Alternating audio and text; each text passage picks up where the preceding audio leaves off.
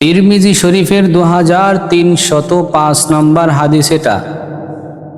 عن أبي هريرة رضي الله تعالى عنه قال قال رسول الله صلى الله عليه وسلم من يأخذ عني هؤلاء الكلمات فيعمل بهن أو يعلم من يعمل بهن قال أبو هريرة فقلت أنا يا رسول الله فأخذ بيدي فعد 5 وقال اتق المحارم تكن أعبد الناس وارض بما قسم الله لك تكن أغنى الناس وأحسن إلى جارك تكن مؤمنا وأحب للناس ما تحب لنفسك ولا تكسر الضحك فإن كسرة الضحك تميت القلب। তিরমিজি শরীফের 2305 নম্বর হাদিস। হাদিসটি আবু হুরায়রা থেকে বর্ণিত। তিনি বলেন, পয়গম্বরে আরবি সাল্লাল্লাহু আলাইহি ওয়াসাল্লাম উপস্থিত মজমায়ে সাহাবীদের সামনে বলতেছিলেন, এ সাহাবায়ে কেরাম, আমি আজ তোমাদের মাঝে কিছু আমলের কথা বলবো। এই আমলগুলো নিজে কে করবা প্রস্তুত আছো কে বলো, এবং নিজে করার পাশাপাশি এই আমলগুলো আরেকজনের কাছে পৌঁছায়া দিবা, সেও যেন আমল করে। এই কথাটা বলার পর উপস্থিত মজমায় যারা ছিল এদের মধ্য থেকে হযরতে আবু হুরায়রা দাঁড়িয়ে বলে, ও পয়গম্বর, আমি আবু হুরায়রা আপনার আদালতে খেয়ে না খেয়ে সব সময় আমি পড়ে থাকি। আজ যে আমলের কথা বলতেছেন অথবা বলবেন, এই আমলগুলো আমি আবু হুরায়রা তৈয়ার আছি নিজে করব এবং অন্যের কাছেও আমলের উদ্দেশ্যে পৌঁছায়া দিব। সাথে সাথে আমার পয়গম্বর ফাআখাযা বিয়াদি ফাআদ্দা 5, আল্লাহর রাসূল আবু হুরায়রার হাতটা এইভাবে ধরলেন, ধরে 5 পর্যন্ত গণনা করলেন। তাইলে বোঝা যায় আমার নবী 5টা আমল দিবেন। নবী আমল দেওয়া শুরু করলেন। অকালা, নবীজি বলতেছেন, 1 নম্বর আমল, ইত্তাকিল মাহারিমা তাকুন আ'বাদান নাস। আমার আপনার নবী বলতেছেন, ও আবু হুরায়রা, যদি মানুষের মাঝে আবেদ হিসাবে বিবেচিত হইতে চাও, তাহলে আমি নবীজি 5টা আমলের কথা বলবো। তার ভিতরে 1 নম্বর আমল, আবু হুরায়রা, হারাম কাজ থেকে তুমি বেঁচে থাকবা, হারাম কাজ করবা না। 2 নম্বর, আল্লাহর রাসূল বলতেছেন, আবু হুরায়রা, ওয়ারদা বিমা কাসামাল্লাহু লাকা তাকুন আগনান নাস। মানুষের মাঝে যদি ধনী হিসেবে বিবেচিত হইতে চাও, তাহলে তুমি আজকে থেকে আল্লাহ যেটা দিয়েছেন তার প্রতি তুমি সন্তুষ্ট থাকবা। আল্লাহ যেটা বন্টন করে দিয়েছে তাকদীরের মাঝে, এর উপরেই সন্তুষ্ট থাকবা, এর বাইরে কোনো কিছু তুমি তালাশ করবা না। 3 নম্বর, শুনে নাও এ আবু হুরায়রা, ওয়া আহসিন ইলা জারিকা তাকুন মুমিনা। মুমিন হিসাবে যদি বিবেচিত হইতে চাও, তাহলে তোমার প্রতিবেশীর সাথে সবচেয়ে বেশি ভালো আচরণ করবা। 4 নম্বর, ওয়া আহিব্বা লিন-নাসি মা তুহিব্বু লিনাফসিক। নিজের জন্য যেটা সবচেয়ে বেশি ভালোবাসো, এটা অন্যের জন্য পরিপূর্ণ ভালোবাসবা। 5 নম্বর, ওয়ালা তুকসিরিজ যিহক ফাইন্না কাসরাতাজ যিহকি তুমিতুল কলব। বেশি বেশি কাঁদবা, কম কম হাসবা। এ আবু হুরায়রা, সাবধান, বেশি হাসবা না। ওয়ালা তুকসিরিজ যিহক, বেশি বেশি হাসবা না। ফাইন্না কাসরাতাজ যিহকি, কারণ বেশি হাসা এটা তুমিতুল কলব, মানুষের অন্তরকে মেরে ফেলে, আর অন্তর যদি মরে যায় তো আমল ভালো লাগবে না। এই হলো 5 আমল। আরে নবীর উম্মতির দল, এই হাদিস থেকে অনেক কিছু শেখার আছে। আজ আখেরি জামানার আমার যুবক, আমার নবীর দেয়া 5টা আমলের 1 নম্বর আমলেই প্রথম ধরা খেয়ে যায়। নবী আবু হুরায়রাকে বলছেন, আবু হুরায়রা হারাম থেকে বাঁচবা। আজ আমার আপনার ছেলে সন্তান, আমার আপনার যুবক ভাই বেশি বেশি এই হারামের সাথেই সম্পর্ক রাখছে। মোবাইল একটা গজবের নিয়া সারাদিন ইউটিউব, ফেসবুক, টিকটক আরো বিভিন্ন খারাপ যত যা আছে, এরপরে কত প্রকার গেমস যে আছে, ফ্রি ফায়ার, পাবজি থেকে শুরু করে সেটা তো অভাবেই নাই। যুবক আজকে মোবাইলের নেশায় পড়ে এত গুনাহ করতেছ রে ভাই। একটা বার আমার নবীর দেওয়া আমলের কথা কি তোমার মনে পড়ে না? এরে যুবক আল্লাহর গোলাম, আবু হুরায়রার মতো সাহাবাকে রাসূল বললেন তুমি হারাম থেকে বেঁচে থাকবা। যে আবু হুরায়রা দুনিয়ায় থেকে আল্লাহর রাসূলের সাথে জান্নাতি সাহাবী আমরা বলতে পারি, কারণ নবীকে ঈমানের সাথে যারা দেখছেন আর যারা সাহাবার কাতারে এসেছেন তাদের তো তুলনাই হতে পারে না। আল্লাহর রাসূল একটা হাদিসের মধ্যে পাওয়া যায়, আসহাবি কান্নুজুম, আল্লাহর পয়গম্বর বলছেন আসহাবি কান্নুজুম, আমার এক একজন সাহাবায়ে কেরাম এক একটা তারকারাজির মতো। ইক্তিদাইতুহুম ইহতিদাইতুহুম, তোমাদের মধ্য থেকে কেউ যদি আমার একজন সাহাবার অনুসরণ করে সেই লোকটা হেদায়েত পাওয়া যাবে, অর্থাৎ জান্নাত পর্যন্ত পৌঁছে যাবে। কেন এই কথা নবীজি বললেন? এই কথার টোটাল ব্যাখ্যা হলো, একজন সাহাবা আল্লাহর নবীকে দেখে ঈমান আমল এই পরিমাণ গুছাইছেন। কোনো এক মানুষ যদি ওই সাহাবার ঈমান আমল পরিমাণ সুন্দর করে তার জীবনটা গুছাইতে পারে, তাহলে ওই লোকটাও জান্নাতি হবে, কোনো সন্দেহ নাই। তাইলে 1 নাম্বার হারাম থেকে বেঁচে থাকতে হবে। প্রাণের যুবক, হারাম থেকে বাঁচবা তো দূরের কথা, আজ তুমি হারাম জিনিসের সাথে এমন ভাবে লাগছো ছাড়তেই পারো না। যতই বলে হুজুর, যত বলে। আরে মুসলমান ইমানদার, আজ আমার দেশের যুবক, ওই যে মেসি, নেইমার, কোন দেশে আর্জেন্টিনা, ব্রাজিল খেলা হয়, সেই বেঈমানের বাচ্চা বেঈমানের দলের সাপোর্ট করে আমার মুসলমানের সন্তান যুবকেরা। এরে মুসলমান, আল্লাহ তাআলা কোরআনের ভিতরে স্পষ্ট বলেছেন, ইয়া আইয়ুহাল্লাযীনা আমানু লা তাত্তাখিযুল ইয়াহুদা ওয়ান নাসারা আউলিয়া। এটা স্পষ্ট আয়াত। আল্লাহ জানাইলেন, এই ইমানদারগণ, ইহুদি নাসারাকে তোমরা কখনো বন্ধুরূপে গ্রহণ করবা না। এরে মুমিন, আজ আমার যুবক যারা আর্জেন্টিনা, ব্রাজিলের জন্য যেভাবে তারা টাকা বিলাইতেছে, পতাকা উড়াইতেছে, যেভাবে সময় দিচ্ছে, এই যে নিউজ দেখলাম, যেই দিন নাকি এই যে বিশ্বকাপ প্রথম খেলা ম্যাচ শুরু হবে, এই দিন নাকি আমাদের বাংলাদেশের টাইম হবে ফজরের আগের সময়টা। আমার দেশের যুবক, আজকে দুঃখের সাথে বলতে হয়, আমার দেশের যুবক ফজরের নামাজে কোনো খবর নাই, অথচ ওই বেঈমান নাফরমানের খেলা দেখার জন্য হাজার হাজার যুবক ফজরের আগে ওইটা রেডি।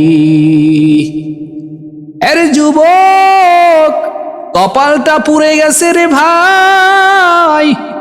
এই পোড়া কপাল যদি সুন্দর করতে হয়, তাহলে তোমাদের হাতেও দড়ি, পায়েও দড়ি বাবা, তোমাদের সাথে কোনো প্রকার আমার বিদ্বেষ নাই।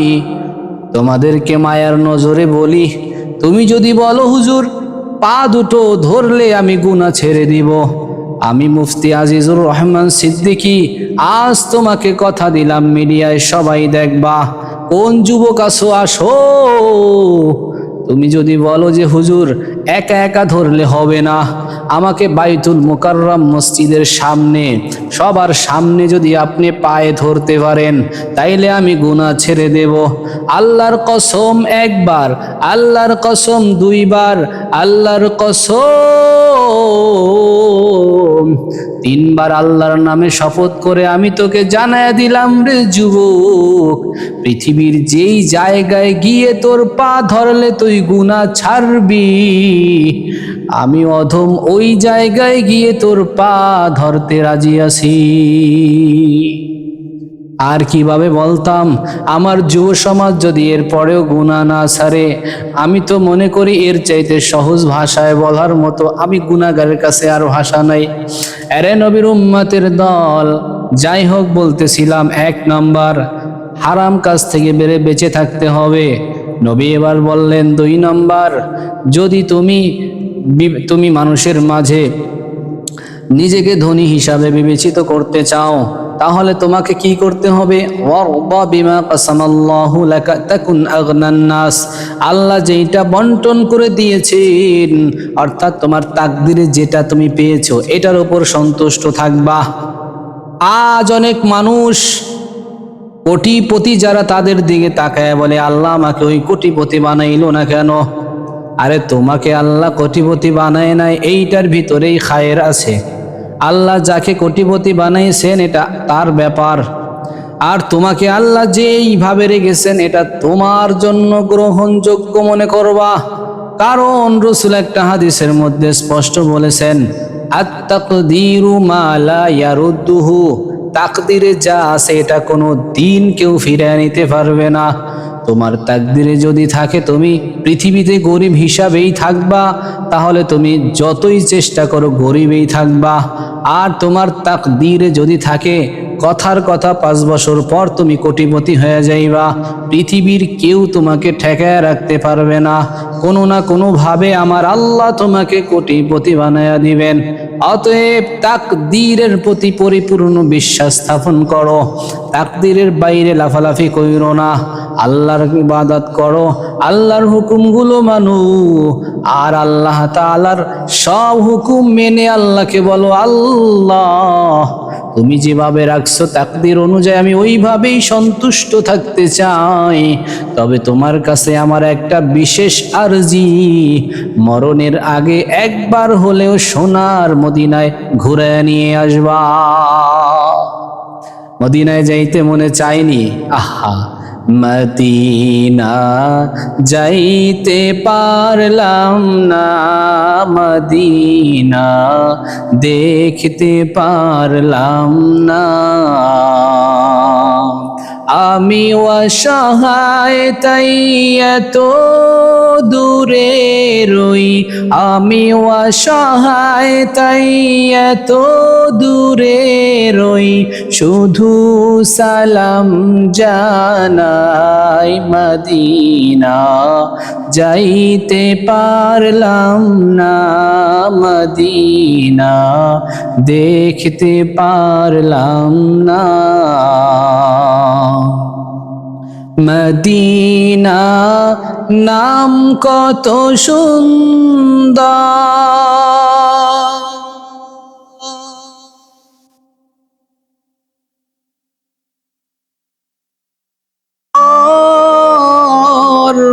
মদিনা কেড়েছে অন্তর,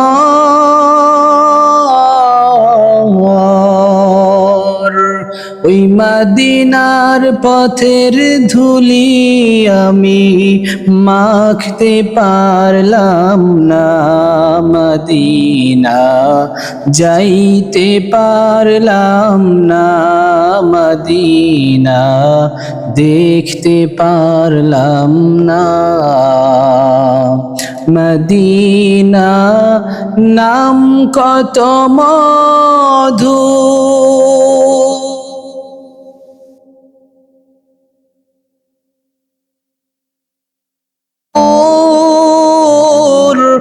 মদিনা আর যে কত দূর, পাখির ন্যায় ডানা থাকলে, পাখির ন্যায় ডানা থাকলে যেতাম মদিনায়, মদিনা যাইতে পারলাম না, মদিনা দেখতে পারলাম না। আল্লাহ আমাদের সকলকেই মদিনায় যাওয়ার তৌফিক দান করেন। সকলেই পড়েন আমিন। তো যেটা বলতেছিলাম, আল্লাহর পয়গম্বর বলে 2 নম্বর আমল, আল্লাহ যেটা তকদিরে রাখছে তার ওপর পরিপূর্ণ বিশ্বাস করে ওইভাবেই চলবা। আবু হুরায়রা নবী বলে দিলেন। 3 নম্বর পয়গম্বর বলে, রে আবু হুরায়রা, ওয়াহসিন ইলা জারিকা তাকুন মুমিনা, মুমিন যদি হইতে চাও তাহলে প্রতিবেশীর সাথে অনেক ভালো আচরণ করতে হবে। আরে মুসলমান ইমানদার একজন মানুষ কি পরিমাণ ভালো এটা জানা যাবে 2 জন লোকের কাছ থেকে। 1 নম্বর ঘরের স্ত্রী, সে বলতে পারবে এই লোকটা কতটা ভালো। 2 নম্বর সবচেয়ে বেশি বলতে পারবে ওই তার প্রতিবেশী কিরকম, সে ভালো, তার আচরণ কিরকম, তার ব্যবহার কিরকম। আজ আমার সমাজের মানুষ 1 বিঘত জমির জন্য প্রতিবেশীর সাথে এমন পিটাপিটি আর মারামারি হয়, মাথা ফাটায় ফালায়, আবার কেউ বা দা দিয়ে কোপ দিয়ে হাত পা কেটে ফেলে, কত মারামারি আর ঝগড়া ফাসাদ শুরু হয়ে যায়। প্রতিবেশী নিজে একেবারে বাউন্ডারির সাথে এমন ভাবে ঘর উঠায়, আরেকজনের ঘরে আলো বাতাস কিছুই যাইতে পারে না। এই নি প্রতিবেশীর আচরণ। আরে রাসূল হাদিসের মধ্যে বলেন, তুমি যদি একটু গোশত পাক করো, যদি তোমার সদস্য বেশি হয় যে গোশত তাকে দিতে পারবা না, তাহলে গোশতের ঝোল বাড়ায়া দেও, ওই প্রতিবেশীকে একটু ঝোল হইলেও দিবা, এটা রাসূলের সুন্নাত। কিন্তু আজকে শুধু সুন্নাত কি মনে করে, কিছু আছে না, এখন কথাগুলি কার গায়ে বাজে আল্লাহ পাকেই জানে। সুন্নাত নিয়ে বলবো নাকি? কিছু মানুষ আছে দেখবেন শুধু মসজিদে ওই তাসবিহ পড়ে আর চুপচাপ থাকে, দুনিয়ার বাহিরের আর কোনো খোঁজ খবর নাই। আসেনি? সাবধান, তবলিগের আবার বিরুদ্ধে মনে করে না যে আমরা তবলিগের বিরুদ্ধে বলতেছি। আরে আমি তো মেইন তবলিগ, আমি নিজে তবলিগে 1 বছর সময় দিয়েছি আলহামদুলিল্লাহ। তবলিগের ভিতরে ওলামায়ে কেরাম না থাকলে যা হয়, কিছু গোমরা মানুষ আছে, এরা ওই শাহবাগের ভিতরে আমার রসুলকে নিয়ে কথা কয়, তাদের মাথা ব্যথা নাই। তুমি কিসের তবলিগ করো? রসুলের অপমান হইতেছে আর তুমি বসে থাকবা ঘরে? হ্যাঁ, আল্লাহকে নিয়ে অপমান করতেছে, বিভিন্ন ব্যঙ্গ করতেছে, ওনার খবর নাই, উনি বৈশা বৈশা নরম। এটাকেই সুন্নত বলে? সুন্নাত শুধু নয় নমনীয় আলাপন, সুন্নাত প্রয়োজনে হুঙ্কার গর্জন, সুন্নাত শুধু নয় মেষ চরাতে যাওয়া, আর সুন্নাত হলো পাথরের আঘাত খাওয়া। মুহাব্বতে তার খালিদ ওমর আলী আবু বকরের মতো পাশে থাকো কি, আর কিছু সুন্নাত আছে তুমি জানো কি, জানলেও জীবনে কখনো তা মানো কি। আছে না নাই? এজন্য বলবো সাবধান, তবলিগের কাজ খুব দামি একটা কাজ। আরে নবীওয়ালা কাজ, আল্লাহ বলেছেন ওয়ামান আহসানু কাওলাম মিম্মান দাআ ইলাল্লাহি ওয়া আমিলা সালিহান ওয়া ক্বালা ইন্নানি মিনাল মুসলিমিন।